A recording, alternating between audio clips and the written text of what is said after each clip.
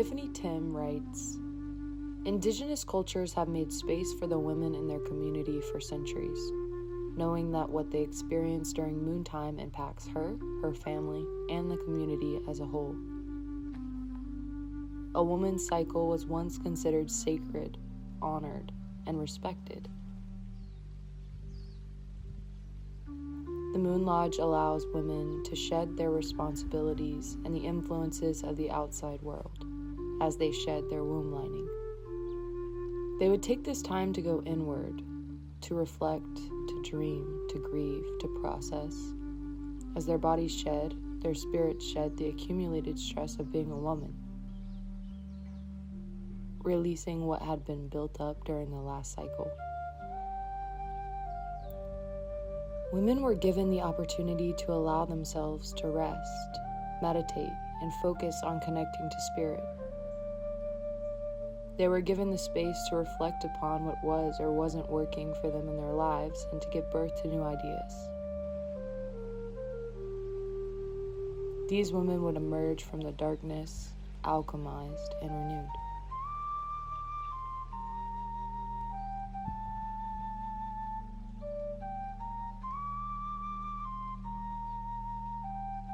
In Carrie Shenya Cinder's book, Moon Lodge Rememberings, she shares, a moon lodge or minstrel hut has been both a place of refuge and a practice used by indigenous cultures across many countries, including India, Africa, Pakistan, Polynesia, Latin America, and several Native American cultures and tribes.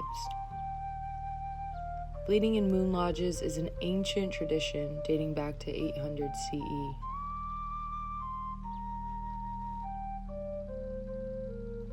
Moon lodges have long been consecrated spaces for women to rest and retreat during their menstruation, as well as a space to cleanse, pray, regenerate, renew, reflect, and connect with feminine-based teachings from elders.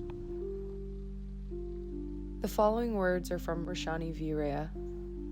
The first moon lodge that I know of here at Kipukamaluhia was built in 2005 during a 3-month retreat, which I joyously facilitated. For several years, women who visited the sanctuary quietly disappeared into the moon lodge when they were bleeding. I often shared with them a song by Brooke Madison Eagle.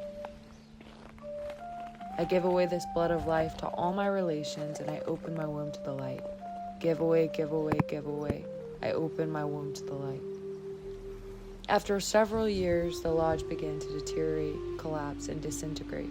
The sanctuary felt empty without a moon lodge, so I decided to create another one which would last longer. I had planted a small Bodhi tree sapling, and by 2012, it was more than 15 feet tall. I was guided to plant a circle of panics around the Bodhi tree and envisioned tying them into a beautiful dome when they grew tall enough. 2 years ago, with the help of Morgan Evans, who was here assisting on the land, Carrie and I climbed up tall ladders and tied the panics together, creating an arch-shaped dome. I also created a path into the lodge of red cinder and planted red hibiscus and red tea plants on both sides of the path, and 2 Prince Cohio vines on either side of the entry, and a bleeding heart vine. The vines will eventually grow around the entire moon lodge, covering it with bright red and magenta-colored flowers. Many bleeding women enter the moon lodge naked, unencumbered by physical, emotional, mental, or psychological clothing. It's best to enter without expectations, unattached to preconceived ideas or stories. The Moon Lodge holds a prehistoric, deep feminine, indigenous wisdom, which existed eons ago in matriarchal times, long before colonization and patriarchal indoctrination occurred, and eternities before misogynist lies were told. I hope that more women will create, without cultural appropriation, red tents and moon lodges, wherever you can, and pass on this valuable ritual and information to other women, and to your children and grandchildren, to your nieces, neighbors, and friends, and to any women who are longing to reconnect with their indigenous roots.